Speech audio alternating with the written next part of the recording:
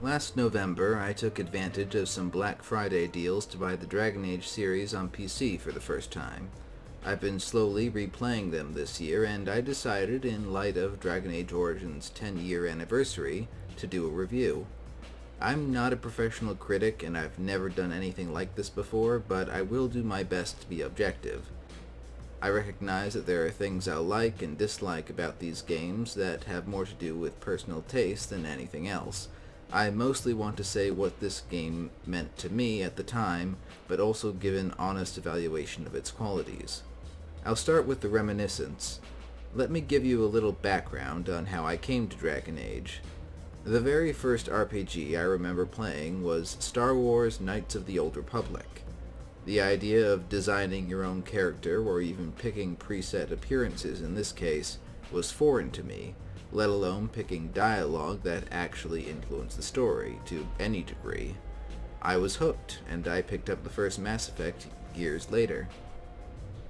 I never actually heard of or played Jade Empire until after Mass Effect 3 came out, though I enjoyed that too when I got around to it.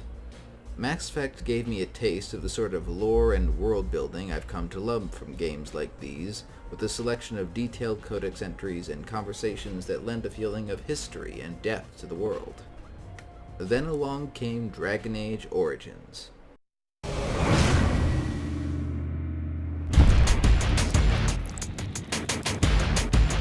My lords and ladies, following these Grey Wardens has cost us our country. Times beyond counting. Stand with me, and we shall defeat even the Blight itself!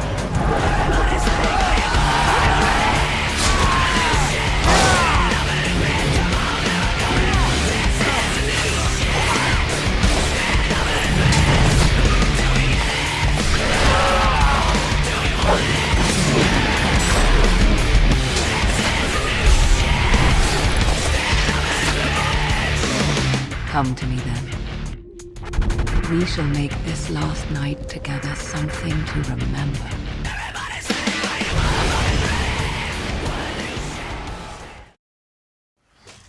In 2009, Dragon Age Origins released to wide acclaim, beloved by consumers and critics alike. That is, except for some BioWare fans who complained that it wasn't the spiritual successor to Baldur's Gate they were promised, and that BioWare was dead, etc. These sort of comments or some derivative can be found post-release any BioWare game in the past 15 years, and I've learned not to give them much attention. At that time, my primary exposure to fantasy was Lord of the Rings and World of Warcraft, along with some other things that fell into the same vein as World of Warcraft on the high to low fantasy scale. It was 2009, and I'd never heard of A Song of Ice and Fire, or The Witcher, or any other darker take on fantasy worlds. When I watched the trailers and saw it described as this dark fantasy or low fantasy epic, I was interested but also a bit intimidated. This was a new side of the fantasy genre for me, and I had never played a fantasy RPG before. I think I had the impression from older players online that this sort of RPG would be much more technical and challenging than the likes of Mass Effect. Those concerns turned out to be a bit unwarranted. Yes, there was a more technical side to combat compared to something like Mass Effect, but I found that I never had to go deeper into that area than I was comfortable with to get by. This is another one of those things that comes down to taste and, in my case, habit. I played on Xbox 360 until this most recent playthrough, and I've kept the same habits.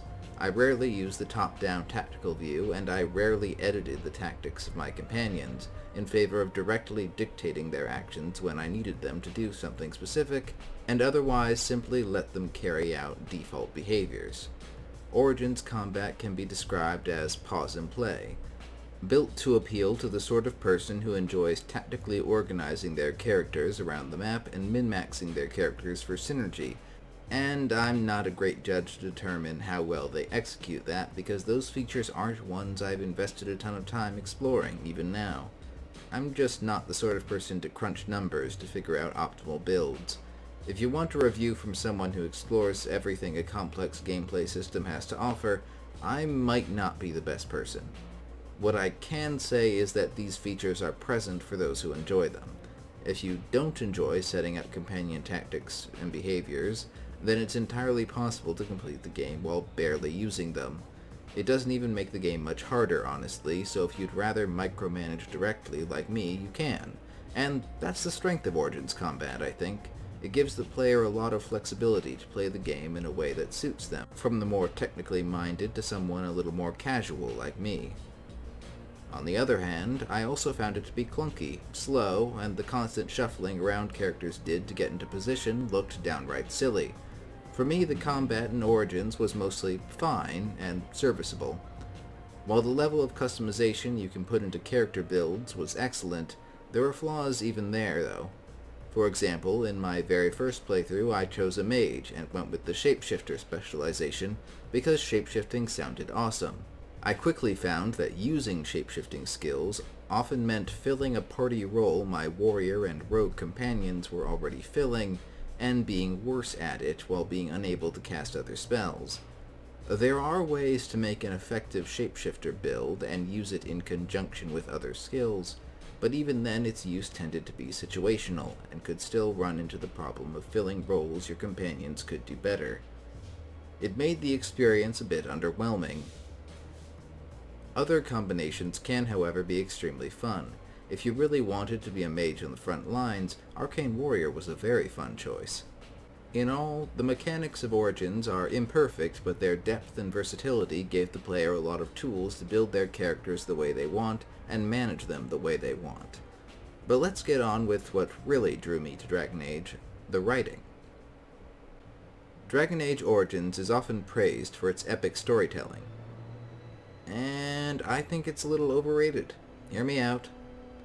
The great strength of Dragon Age Origins is in its character writing and small story writing. All companions are memorable and a treat to get to know, though some slip into cliché archetypes that could put some players off. That's one of those subjective things I was talking about earlier. The game is also filled with wonderful little quests and moments that help flesh out the world and the characters.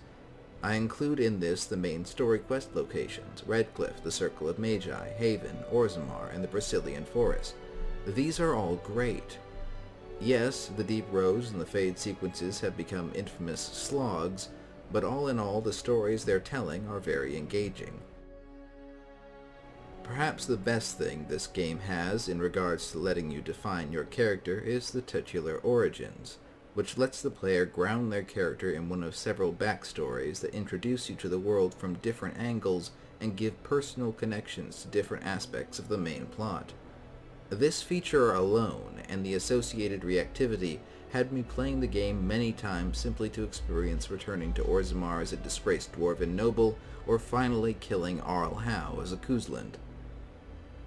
The weakest link, in my opinion, is the overarching plot and primary villains. I think most people will agree that the Archdemon is pretty basic, and just a big monster to slay at the end of the day. I also take issue with Loghain, though. Yes, if you know about his backstory, he's an interesting character, but you don't get his backstory or his reasoning in the game unless you decide not to kill him at the last hours of the game or read the Stolen Throne novel. For most of the game after the prologue, he's just a distant villain only tangentially connected to a few of the main crises you actually spend most of your time on. You can get to know him in the end, but it's too little, too late, and easily missed. He just comes across as a paranoid lunatic. I got to the Landsmeet on my first playthrough and realized I barely had any idea who Loghain really was. We know that a civil war is going on, but you would be forgiven for forgetting about it completely for all that it intersects with the gameplay most of the time. The same can be said of the Blight, an apocalyptic threat that quickly loses its urgency as you move beyond the prologue.